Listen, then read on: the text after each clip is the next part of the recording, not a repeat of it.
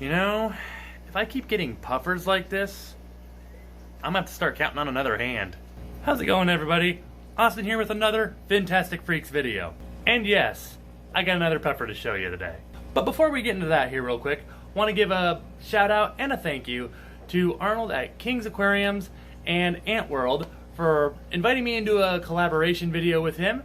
To those of you that haven't seen his channel or this video yet, more specifically, I'll go ahead and put a link up here somewhere. And definitely I'd recommend check that out, as well as his channel as well. Great content over there. Also, Fintastic Freaks has found its way onto Facebook. So if you're a Facebook user, go ahead and just type it in as the YouTube channel is spelled and give us a like. But with all that said here, let's get on to the main topic, shall we? For a little background, and to those that maybe don't already know, my craving for puffers began with these guys. Pea puffers, which originally they started out in a 10-gallon tank, but now they live inside a 20-gallon hex, where I keep a trio inside this tank. Of course, we can't forget about this guy, my Freshwater Puffer, Finley. And man, oh man, he keeps getting bigger and bigger each video we show him, right? Duh. Guy has grown over to 8 inches, probably starting to push 9. And of course, we can't forget about Mushu, the dragon puffer. Dishonor! And then not too long ago, we welcomed some Amazon puffers to the fish room. And now, once again, we are back up to 5 different species of freshwater puffer fish here in the Fintastic Fish Room. And he's right here inside this 10-gallon. See if you can find him.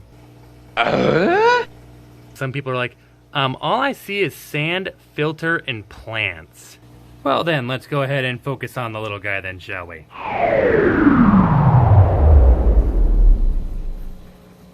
There he is right there, buried in the sand. Fish folk, this is a Congo pufferfish. Check that out. Isn't that cool? It's very important, or at least recommended, to give them a very fine sand substrate, as this is what they do most of the time. They bury themselves in the sand and wait for prey to come along. Currently I'd say he's a little bigger than 1.5 inches, maybe 1.75 inches, maybe he's starting to knock on the door of 2 inches. Before he's done growing though, he'll reach about 6 inches.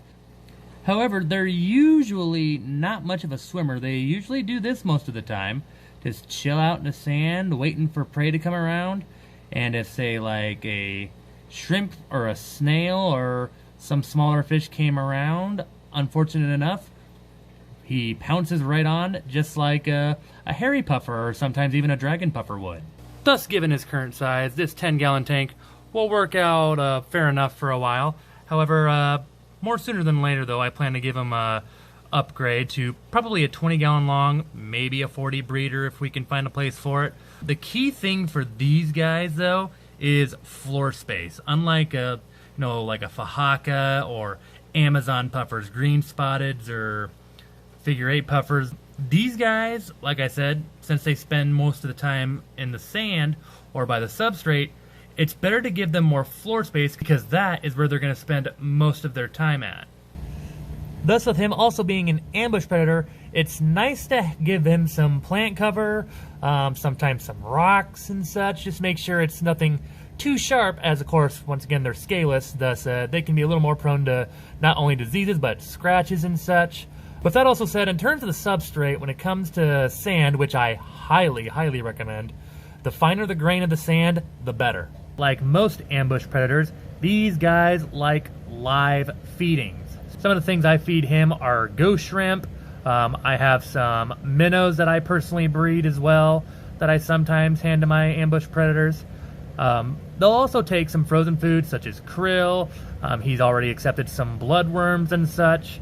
But for the most part, it is evident that, at least with mine, he much more prefers live feedings.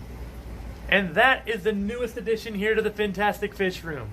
Puffer species number 5, and as you all know me by now probably, it won't be the last.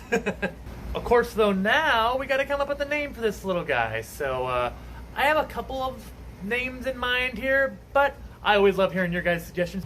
So if you have a name suggestion for this little guy here, let me know what it is in the comments below. I had to go ahead and show you this little guy here I'll definitely do a care video on him in full detail down the road here soon.